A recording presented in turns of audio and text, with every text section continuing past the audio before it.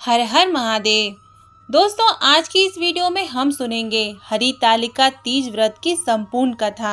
हरितालिका तीज के दिन भगवान शिव और माता पार्वती की विधिवत पूजा करने के साथ ही अंत में ये व्रत कथा अवश्य पढ़नी चाहिए। इससे ही आपका हरितालिका तीज व्रत संपूर्ण होता है। पौराणिक मान्यताओं के अनुसार कैलाश पर्वत में भगवान शिव माता पार्वती के साथ नंदी और अपने गणों के साथ बैठे हुए थे। इस अवसर में माता पार्वती ने शिवजी से पूछा कि हे महेश्वर, मैंने वह कौन से पुण्य किए थे जिसके कारण आप मुझे पति के रूप में मिले। आप तो अंतर्यामी हैं, तो आप मुझे इस बारे में अवश्य कुछ बताएं। इस बात को सुनकर शंकर जी कहते हैं कि हे देवी, आपने तो अति उत्तम पुण्य का संग्रह किया था, जिससे मैं आपको पति के रूप में प्राप्त हुआ हूँ। शिव जी ने कहा, हे गौरी, पर्वतराज हिमालय पर स्थित गंगा के तट पर तुमने अपनी बाल अवस्था में 12 वर्षों तक अधोमुखी होकर घोर तप किया था। इतनी अवधि तुमने अन्न न खाकर पेड़ों के सूखे पत्ते चबाकर व्यतीत किए। माघ की विकराल शीतलता में तुमने निरंतर जल में प्रवेश करके तप किया। बैसाख की जला देने वाली गर्मी में तुमने पंचाग्नि में शरीर को तपाया।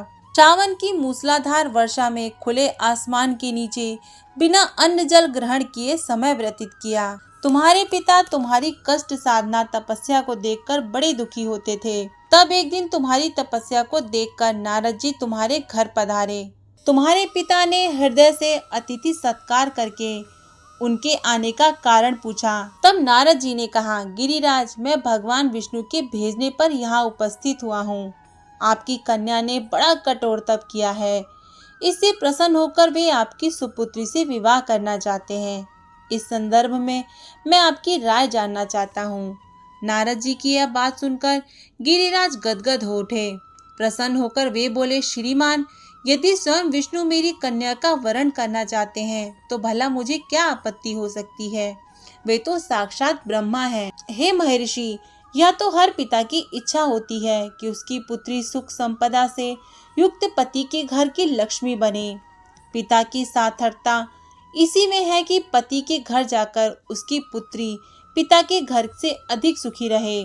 तुम्हारे पिता की स्वीकृति पाकर नारद जी विष्णु के पास गए और उनसे तुम्हारे ब्याह के निश्चित होने का समाचार सुनाया। मगर इस विवाह बंधन की बात जब तुम्हारे कान में पड़ी तो तुम्हारे दुख का ठिकाना न रहा। तुम्हारी एक सखी ने तुम्हारी इस मानसिक दशा को समझ लिया और उसने तुमसे उस विपत्ति का कारण जानना चाहा, जिससे कि तुम दुखी थी। तब तुमने बताया कि मैं सच्चे हृदय से भगवान शिव शंकर का वर्णन किया है, किंतु मेरे पिता ने मेरा विवाह विष्णु जी के साथ निश्चित कर दिया है। मैं विचित्र धर्म संकट में हूँ। अब मैं क्या करूँ? प्राण छोड़ देने के अतिरिक्त अब कोई भी उपाय शेष नहीं बचा है। तुम्हारी सखी बड़ी ही समझदार और सूझबूझ वाली थी। उसने कहा, हे सखी, प्राण त्यागने का इसमें कोई कारण ही क्या है। संकट के मौके पर धैर्य से काम लेना चाहिए। नारी के जीवन में सार्थकता इसी में है कि पति रूप में हृदय से जिसे वह एक बार स्वीकार कर ले, जीवन भर उसी के साथ ही निर्वाह करे। सच्ची आस्था और एक निष्ठा के समक्ष तो ईश्वर को भी समर्पण करना पड़ता है। मैं तुम्हें घनघोर जंगल में ले चलती हूँ, जो साधना स्थली भी हो और जहाँ तुम्हारे पिता तुम्हें खोज भी ना पाए। वहाँ तुम साधना में लीन हो जाना। मुझे विश्वास है कि ईश्वर अवश्य ही तुम्हारी सहायता करेंगे। तुमने ऐसा ही किया। तुम्हारे पिता तुम्हें घर ना पाकर बड़े दुखी और चिंतित हुए। वे सोचने लगे कि तुम ना जाने कहाँ चली गई।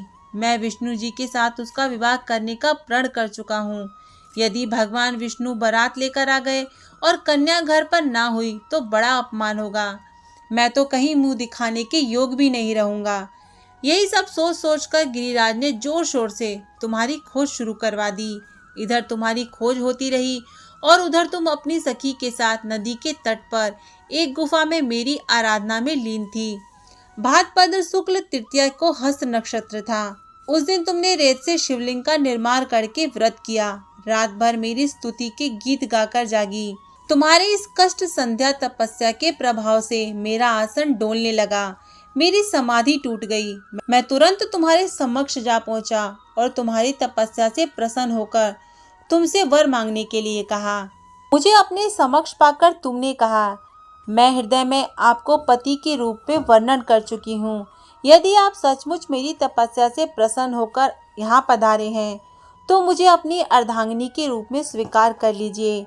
तब मैं तथास्तु कह कैलाश पर्वत पर लौट आया। प्रातः होते ही तुमने पूजा की समस्त सामग्री को नदी में प्रवाहित करके अपनी सहेली सहित व्रत का पारण किया। उसी समय अपने मित्र बंधुओं व दरबारियों सहित गिरिराज तुम्हें खोजते खोजते वहां आ पहुंचे और तुम्हारी इस कष्ट संध्या तपस्या का कारण तथा उद्देश्य पूछा। उस समय तुम्हारी दशा को देखकर गिरिराज अत्यधिक दुखी हुए और पीड़ा के कारण उनकी आंखों में आंसू आ गए थे। तुमने उनके आंसू पोंछते हुए विनम्र स्वर में कहा, पिताजी, मैंने अपने जीवन का अधिकांश समय कठोर तपस्या में बिताया है। मेरी इस तपस्या का उद्देश्य केवल यही था कि मैं महादेव को पति के रूप में पाना चाहती थी। आज मैं अपनी तपस्या की कसौटी पर खरी उतर चुकी हूँ, क्योंकि आप विष्णु जी से मेरा विवाह करने का निर्णय ले चुके थे। इसीलिए मैं अपने आराध्य की खोज में घर छोड़कर चली आई। अब मैं आपके साथ घर इसी शर्त पर जाऊंगी कि आप मेरा विवाह विष्णु जी से ना करके महादेव जी से करवाएंगे। गिरिराज मान गए और तुम्हें घर ले गए। कुछ समय पश्चात विधि विधान पूर्वक उन्होंने हम दोनों को विवाह के सूत्र में बांध दिया। हे पार्वती, भाद्रपद शुक्ल की तृतीया को तुमने मेरी आराधना करके जो व्रत किया था उसी के फलस्वरूप मेरा विवाह तुमसे हो सका।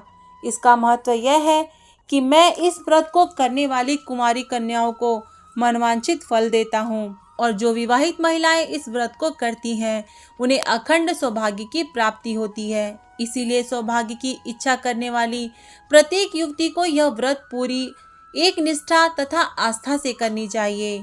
भगवान शिव उनकी सारी मनोकामनाएं पूरी करते हैं। दोस्तों, आज की इस वीडियो में इतना ही। आशा करती हूँ कि मेरे द्वारा दी गई हुई जानकारी आप लोग को पसंद आई होगी। अगर आपको आज का ये वीडियो पसंद आया हो तो हमारे इस वीडियो को लाइक करें, इसे ज़्यादा शेयर करें। चैनल पे नए हैं तो चैनल को सब्सक्राइब और हमेशा की तरह ही कमेंट बॉक्स में ओम नमः शिवाय लिखना ना भूलें।